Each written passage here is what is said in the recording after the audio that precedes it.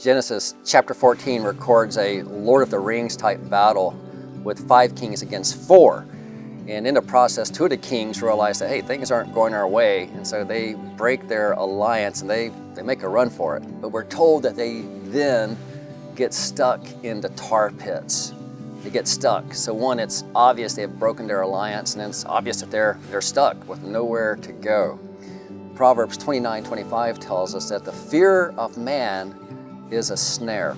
You know, that's a really interesting choice of words, snare. Snare, that's something that's used by hunters. It's used to hold an animal of prey in place until the hunter can arrive and take it out. And thus, the animal is still alive, but it's being held in place. It cannot go anywhere. That's what fear does. It will immobilize you. I've even heard people say, well, he or she, they're paralyzed by fear, and maybe that's how you're feeling right now. Maybe you're feeling paralyzed or immobilized with fear, meaning you can't really continue on with life, or you can't really continue on with what God has called you to do because you're afraid. You know what? It happens to the very best of us. The question is how do we deal with it? How do we overcome this? How do we become emboldened and courageous? How do you muster this up? It was pointed out to me a while back that there's 365 verses in the Bible that talk about fear. Now think about that. That means there's one for each day of the year. So obviously it's the real deal. It's a real issue, and we can all relate to that.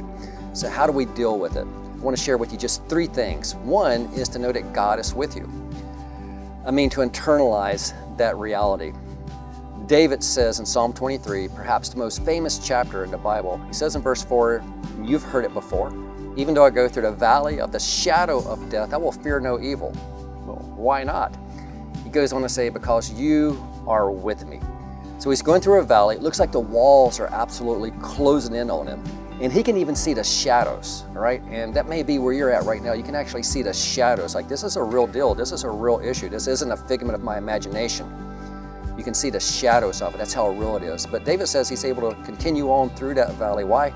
Because God is with him, and God is with you. There's never a moment when God's not thinking about you. There's never a moment when God's not aware of your predicament and your situation.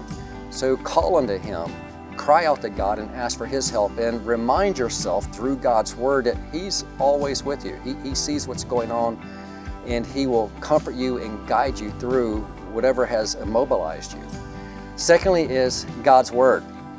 And here I think about Joshua. Finally, they're at the Jordan River. Finally, they're getting ready to cross over to the promised land. And on 4 different occasions, he's exhorted to be not afraid. So reading between the lines, I think it's safe to presume that Joshua was dealing with some fear. He had been there before. 40 years earlier, he had seen the fortified cities. He had seen the giants. He knew what he was up against. But he's exhorted, don't be afraid. And in his case, he's told in Joshua chapter 1:8 to continue basically to recite God's word. He's told to never cease from reciting my words. And I would exhort you to do likewise. Get into God's word, the Bible, but also learn some verses that you can quote and that you can say out loud. And say these verses out loud. And they will help you in moving forward into crossing the Jordan River that you're facing, if you will. Lastly would be musical worship. Another thing with Joshua is that he would sometimes send out the choir into battle. And throughout military history, various armies have sent the band out. They take the choir, the band with them into battle. Even the Navy has a band. There's something about musical worship that encourages their spirits. And there's also something about singing these praises out loud that they resonate throughout the heavenlies. So maybe it's in your quiet time, maybe it's in the privacy of your own car. Let me encourage you, sing out loud. When you go to church on Sunday, sing out loud. Include musical worship as well in your spiritual diet. So may these principles of knowing that God is always with you, of knowing God's word, but then quoting God's word, and also thirdly, musical worship. May these principles help you move forward into life. And maybe if you feel like you're stuck, maybe these things will help you get you unstuck so that you can continue on with whatever it is that God has called you to do.